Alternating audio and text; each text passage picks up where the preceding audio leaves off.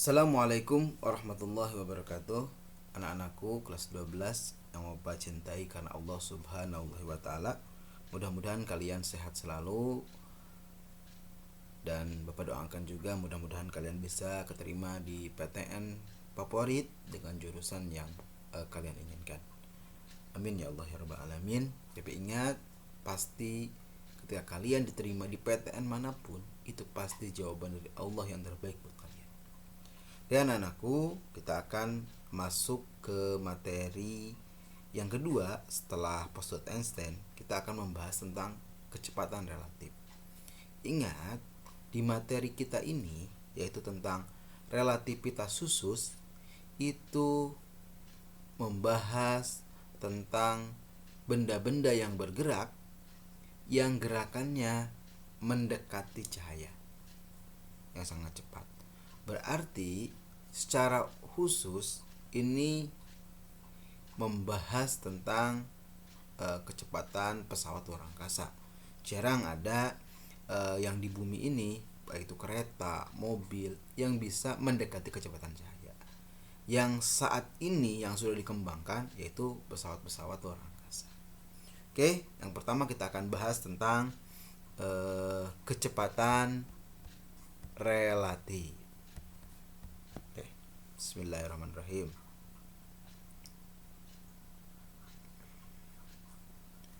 Kecepatan relatif. Ketika kita akan melakukan pengukuran kecepatan relatif, maka minimal kita harus mempunyai 3 acuan. Tidak bisa kita hanya 2 acuan. Harus ada orang ketiga. Harus ada 3 acuan. Oke, jadi syarat yang pertama ketika kita akan mengukur kecepatan relatif itu harus ada 3 acuan. Dan kalian ketika dalam penamaan penamaan ketika kecepatan itu juga harus kalian pahami. Misal ada istilah PAB misal. Itu berarti maksudnya apa? Maksudnya adalah kecepatan A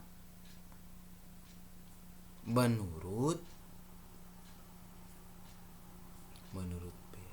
Maka kalau ada kita balik PBA, maka ini kita bacanya adalah kecepatan B menurut A. Oke. Dalam memecahkan soal kecepatan relatif, kita pun harus ada syarat biar perhitungannya nanti tidak keliru. Gara-gara syaratnya salah, syaratnya tidak dipenuhi, maka mungkin positif jadi negatif, negatif jadi positif. Maka syarat ini penting. Ada 2 syarat lah minimalnya. Yang pertama, syaratnya yang harus kalian selalu ingat adalah, yang pertama adalah VAB itu tidak sama dengan VBA, tapi VAB itu sama dengan negatif VBA. Ini satu syarat pertama. Yang kedua adalah kalau gerakan yang kita amatinya di soal itu yang diamatinya gerak ke kiri, misalnya ke kiri, maka V-nya itu negatif. Tapi kalau ke kanan, maka V-nya positif. Ini tolong diingat syarat ini. Oke? Syarat ini tolong diingat sehingga ini kita punya persamaannya. Persamaan untuk kecepatan relatif itu kan cuma ini aja. Misal PAC, kecepatan A menurut C adalah PAB ditambah PBA PBC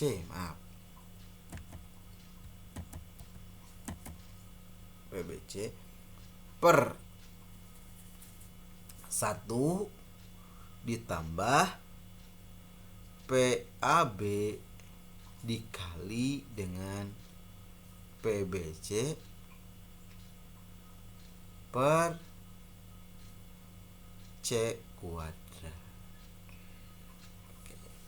Kita perhatikan baik-baik. Ketika di sini A ini sama dengan ini, C sama dengan ini, B sama dengan ini, yang bawahnya sama dengan yang atasnya, C kuadrat. Contoh biar kalian mengingat persamaan ini. Contoh, misal ada sebuah pesawat A lah biar gampang. Pesawat A bergeraknya ke arah kanan. Berarti ini ada pesawat B, dia bergeraknya ke arah kiri. Sementara ada orang di bumi, nah ini di bumi misal, ini ada orang, ya C lah. Ini udah syarat adalah 3 ya. Udah ada acuannya ada 3. Si C ini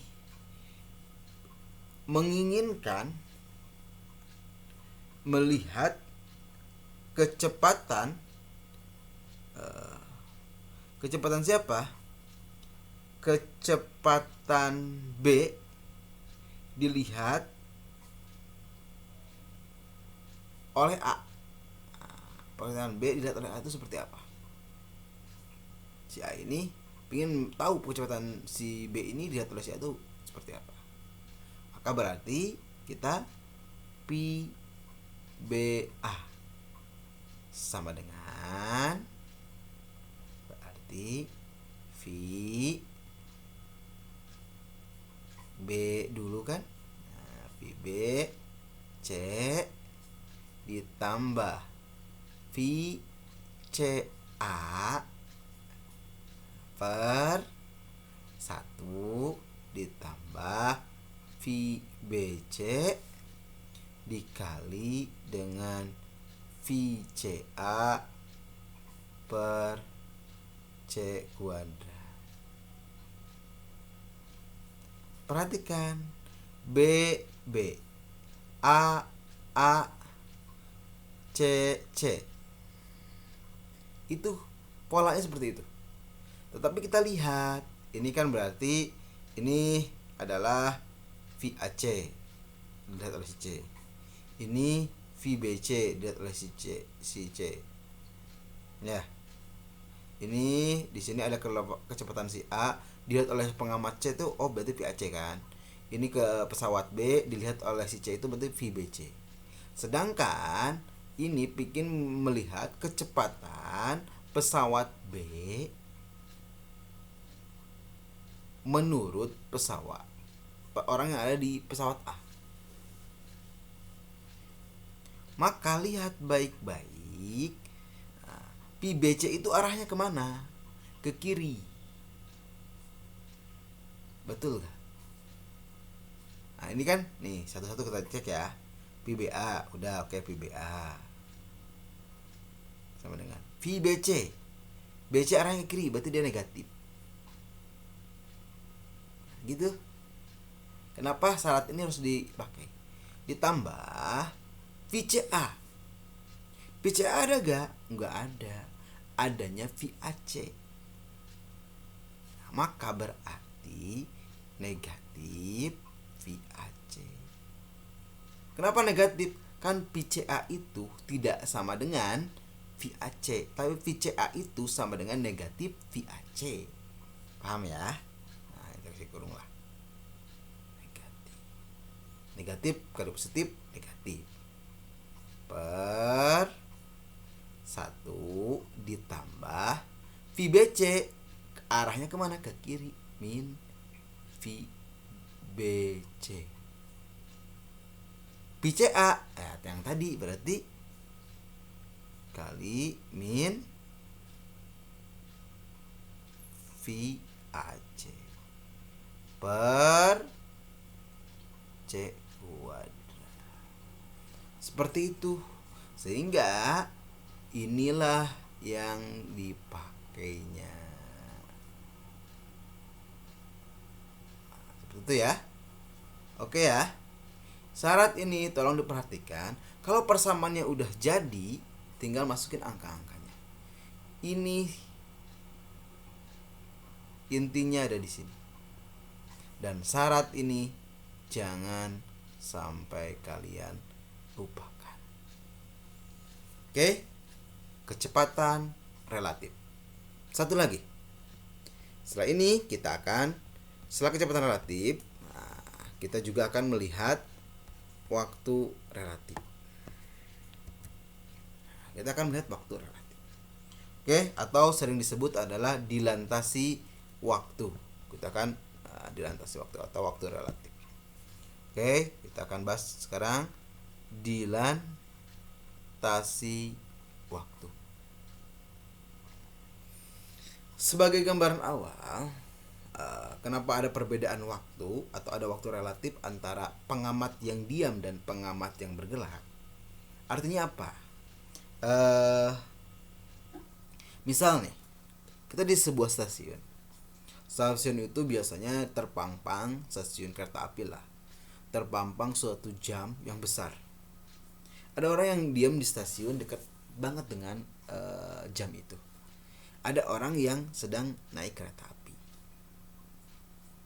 Dua-duanya melihat jam yang sama dalam waktu yang sama. Ingat, sesuatu yang bisa dilihat itu manakala sesuatu itu memancarkan cahaya yang masuk ke mata. Kira-kira orang yang dekat jam dengan orang yang bergerak menjauhi jam itu sama-sama melihat jam. Harusnya ada perbedaan waktu apa tidak? Harusnya ada. Tetapi karena gerakan keretanya lambat dibandingkan dengan gerakan kecepatan cahaya yang menuju matanya, maka perbedaan waktunya sangat-sangat tipis. Sehingga seolah-olah tidak ada perbedaan waktu. Ya, bagaimana sekarang kalau pengamatan waktu ini dilakukan oleh orang yang menaiki suatu kendaraan yang kecepatannya mendekati cahaya? Pasti akan ada perbedaan waktu yang cukup signifikan. Oke, itu prolognya. Sehingga persamaan untuk dilantasi waktu itu adalah waktu relatif, yaitu delta T. Ini waktu relatif sama dengan delta T0, waktu yang diam, waktu yang per akar 1 min V kuadrat per C kuadrat. Delta T ini adalah waktu relatif. Delta T ini adalah waktu relatif, yaitu waktu yang dilihat oleh pengamat yang bergerak. Ini itu berarti waktu yang dilihat oleh pengamat bergerak. Ingat, pengamat bergerak itu apa? Pengamat diam itu apa? Sedangkan delta T0 atau waktu sesungguhnya atau waktu awal, bukan waktu relatif, itu adalah waktu diam. Ini waktu diam, berarti waktu yang dilihat oleh pengamat yang diam. Waktu yang dilihat oleh pengamat diam.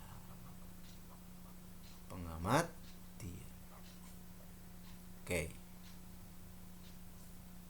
P kecepatan, C kecepatan cahaya. Oke.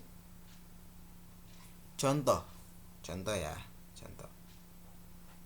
Misal ada bahwa orang yang kejadian dalam sebuah pesawat, di luar angkasa itu menunjukkan bahwa jamnya itu oleh orang yang di dalam pesawat angkasa yang sedang bergerak itu sekitar waktunya 2 jam. Kenapa di sini data T0? Ya waktu diam karena pengamatnya yang diam, dia melihat jam yang ada di pesawat ini. Nah, oleh orang yang ada di pesawat ini ya berarti data T0 waktu diam 2 jam. Kecepatan si pesawatnya itu adalah mendekati kecepatan cahaya lah, misal 0,8 lah, 0,8 c. Nah, sedangkan ada orang yang di bumi nih, misalkan ini di bumi, misalnya orang jago banget tuh pakai teropong melihat jam itu, melihat ada kejadian yang yang orang di pesawat itu 2 jam. Nah dia tuh melihat kira-kira waktu relatifnya berapa, sehingga delta T sama dengan, masukin nih delta T0 per akar 1 min V kuadrat per C kuadrat. Nah ini masukin angka delta T, oh maaf gue ada nolnya, delta T sama dengan delta T0 nya berapa, 2 jam per akar 1 min V nya berapa, 0,8 C dikuadratkan per C kuadrat, berarti 2 per 1 akar 1 min 0,8 ke 0,8 berarti 0,64 C nya ini kuadrat, ini juga pasti kuadrat, hilang 1 dikurangi min 36 berarti 2 per akar 0,36, maka 2 per 0,6 sama dengan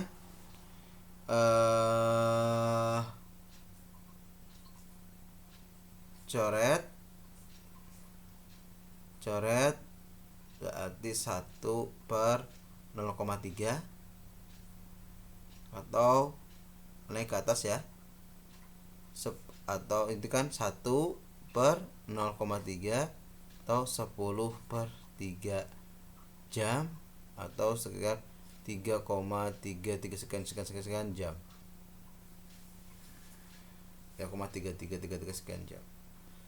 Beda ya, untuk pengamat yang diamnya dia 2 jam, ternyata untuk pengamat yang bergerak yang di bumi ini dia sebagai pengamat bergerak kan, yaitu 3,33 jam.